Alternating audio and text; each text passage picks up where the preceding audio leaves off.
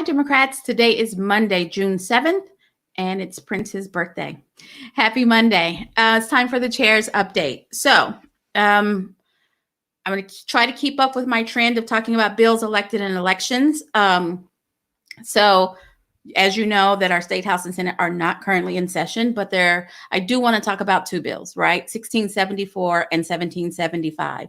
Currently, Joshua Harris Till is leading a petition initiative drive regarding 1674, which is no on 816.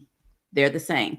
1674 is the it's okay to run over protesters bill. And 816 is the let's not let it be okay to run over protesters petition. All right, so those petitions are being circulated. If you are a county officer or just someone who's very involved who wants to help circulate those petitions, because we need about 80,000 signatures to get through the verification process. We need a lot of signatures, and we need help getting those signatures. Please reach out to go out to Facebook, go to No on 816. They have a Facebook page and the how to get involved and all that kind of good stuff. We need this to happen. This is what you call direct democracy. When we can't count on our elected officials, our legislature to pass reasonable laws, this is our way to go to tell them what we really think, right? So you guys went there and decided on a thing, but what the people really think is this. So I've already signed. I hope that if you're watching me that you have signed or you're looking for a way to sign.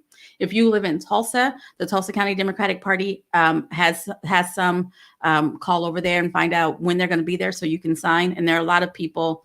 I've been out and about and I've seen a lot of people collecting signatures. So 816. Now I want to talk about HB 1775. You guys all know this. This is the don't teach a balanced history with regards to gender or gender, sex, or race.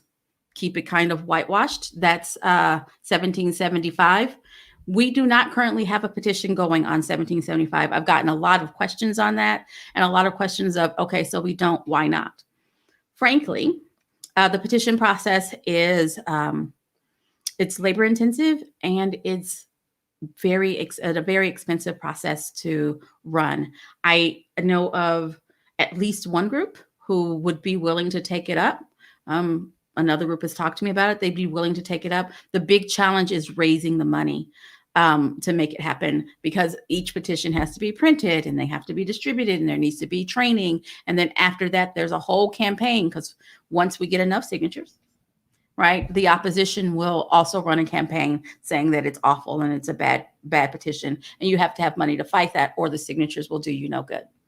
So if you think you might be interested in donating to HB 1775, I'm not taking money right now.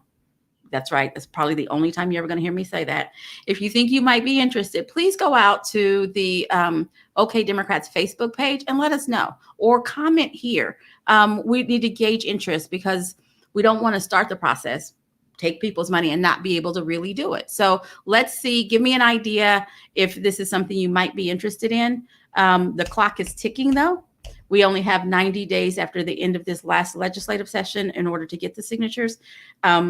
The ramp up process doesn't take as long since we already have one going. But we just need to get a feel for if there is actually a will to fight this. So there's that. So I wanted to talk about those because I've been getting a lot of questions and some folks who are kind of mad that we're not running a petition on 1775, which I think is equally, if not more dangerous than 1674, but it takes money, effort, and energy. And I just want to see if there's a will out there. So that's bills. That was long-winded to talk about bills. Electeds. Okay, I'm going to cheat a little bit today, and I'm going to talk about former electeds. I didn't mention this last week, and I don't know how I let it get past me, but yay, celebrate.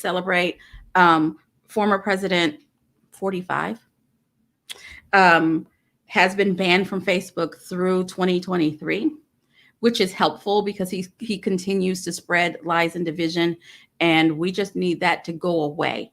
That for our nation to return, to something that we recognize. And it has been a whole lot less stressful without having to wake up every day and hear about his tweets and hear about all of the division that he's sowing. So I did mention that. I wanted to mention that just so you guys didn't think I didn't know.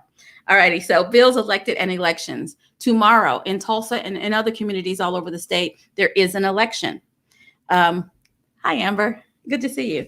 There is an election. The polls are open from 7 to 7 tomorrow. In Tulsa, there are school bond issues.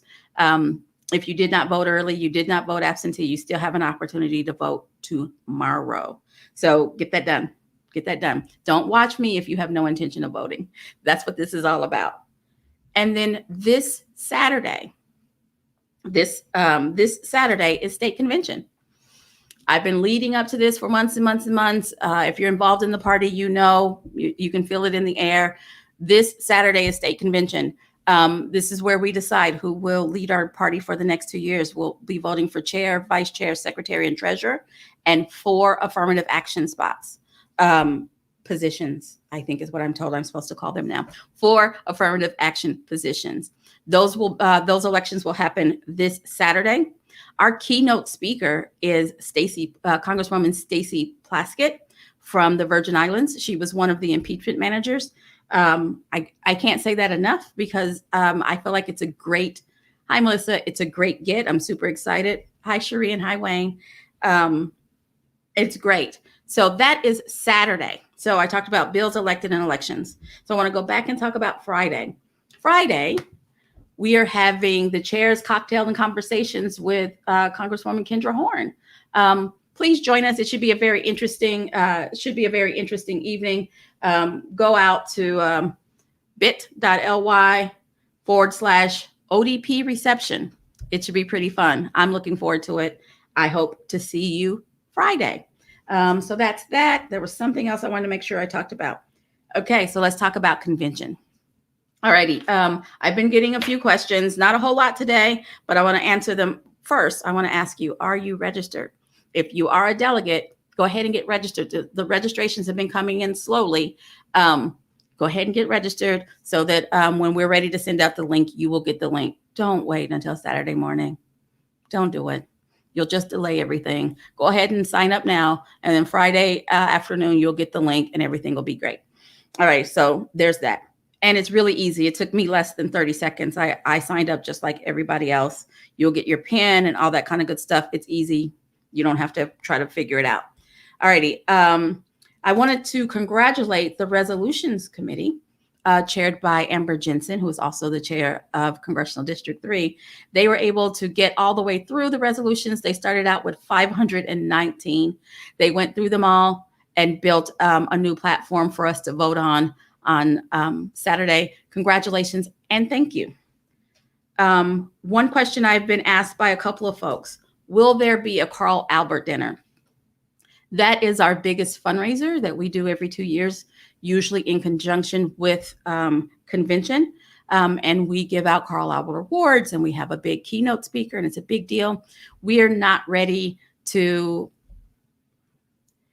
we will right after convention, but we had to decide where convention was way back before vaccines were available. And so we won't be meeting in person for the Carl Albert dinner. So we will not be having the Carl Albert dinner, but what we will be having is cocktail and conversations. All righty, Carl Albert dinner will be later in the year. I believe we have it scheduled for the first week in October. So that's something to look forward to. We're going to make it a little bit different than what we normally do. Hopefully it'll be fun and sexy. All righty, so that's one question. And then I'm just going to repeat the questions that we always get that, will you get the answers on the same day? Yes, you will get the answers on the same day. Will people who do not have a smartphone or a computer still be able to participate? And the answer to that is yes, which is why we need you to go ahead and get registered as soon as possible so we can get all of that kind of stuff set up. That's all I have for today. Thank you for those who joined me live. Thank you for those who are watching later. And I will be back tomorrow at 4:15. You guys have a great one.